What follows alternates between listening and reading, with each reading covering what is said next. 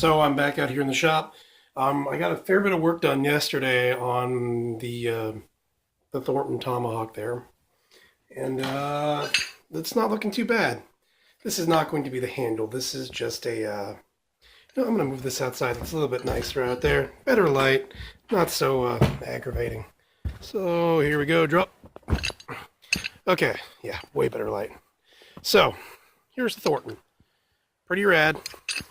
I'm excited. I've done a little bit of grinding on it already, as you can see.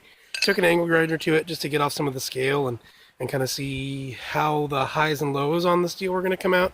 And I think we can do a lot of really cool stuff with this. I've contoured the bottom up a little bit. I'm going to finish that out a little bit later. Contoured the top a little bit. My goal is to have this sort of meld, but I'm thinking I'm going to do some really cool design stuff on it. All that's left on forging, really, is to forge this back spike out of the peen. And I'm going to hold off. I want to kind of tinker around. I want to get a feel for what this is going to look like. But yeah, this, again, what I was saying before, this is not the handle. This is just so I can hold it when it's in the forge. And I kind of have to bend this part here back a little bit so that I could work it on the grinder. But I'm going to go back into the shop now because I've got to show you something else. Pretty rad. And up we go. I got this guy set up next to the old one, but this, I've done a little bit of tinkering on it already. It looks like it's going to work really, really well. Really well for a 1x30. I think this is going to do tremendous. You look at a lot of other knife channels, some of the pros out there, they've got the 2x72s. Those are cool, but they're about $1,000 for a good one. And I'm not going to do that. Not at all. Not when I have this, which does the same job just as well. I know that was discouraging for me when I first started knife making, was all these guys with these, 72-inch grinders with a 2-inch thing, and they're using, what's a popular one? The fancy belts. I'll probably order a couple of those just to try it, Trizact and stuff like that, some 3M belts. I'll probably order that stuff just to see if it compares, and I'm sure it will, but I'm not going to spend $3 on a single belt when I can spend $3 for two. We'll see how that sort of stuff plays out. But for now, this is working awesome. I'm actually going to run it right now. I'm going to find a place to put the phone because, again, I don't have my other camera. It's a lot of setup, and I have limited time. So eventually we'll get back to that cool camera, the nice camera, and have some good HD videos out. But for now, the front facing on the phone is going to do. So let me pause this, let me get the thing set up, and we'll show you a little bit of grinding on it. It's going to look awkward because I still have the handle attached, because I still have more forging to do, but, I'm just having fun. I'm not out here to impress none of y'all, just having fun. So, pausing, just catch you in a second.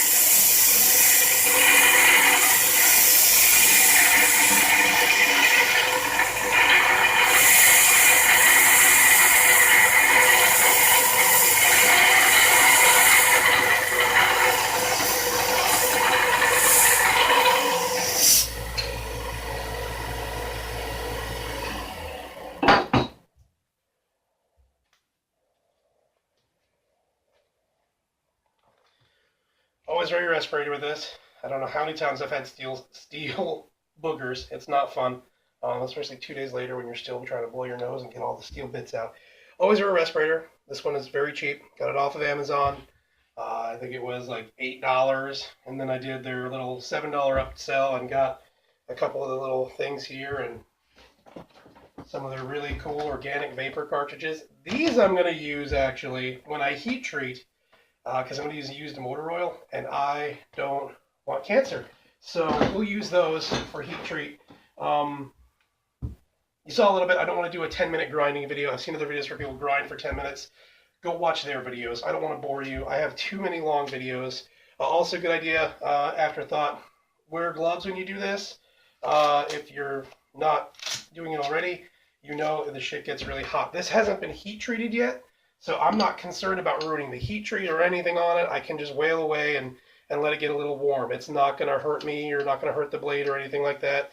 I'm going to do a lot of well, not a lot. I'm going to do a little normalizing on it anyway to resolve any issues. So I'm going to get back to it. Again, I don't want to bore you. This is a really fun project, and I'm glad you're watching these videos and keeping up on it.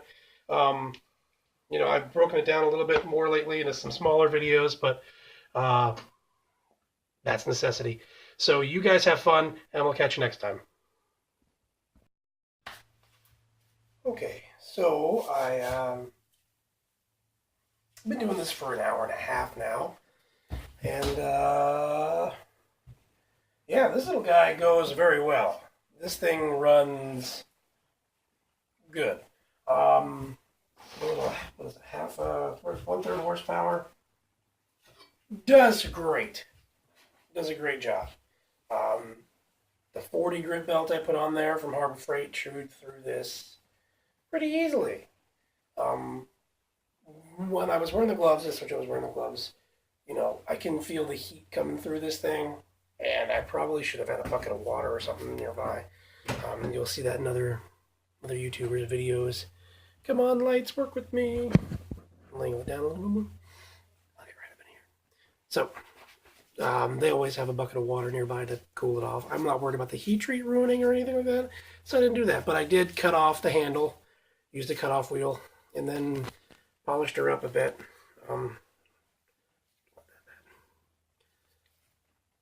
So you can see one side I probably hammered on a little bit more than the other. This side being the pretty side, kind of. It's got that blemish there.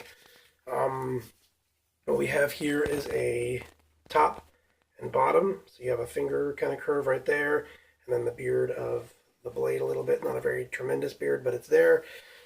As far as the angle dead on, it's not bad. There's a little wiggle in there somewhere, but I've got a good 1/8 of an inch, maybe a little bit more than 1/8 of an inch there to try and work that out. And I think I can do it. I think I can. And, oh, yep, there it is. And, yeah, so I got it nice and cleaned up. I'm really excited about the way this is coming together. I'm probably going to leave this as is for now.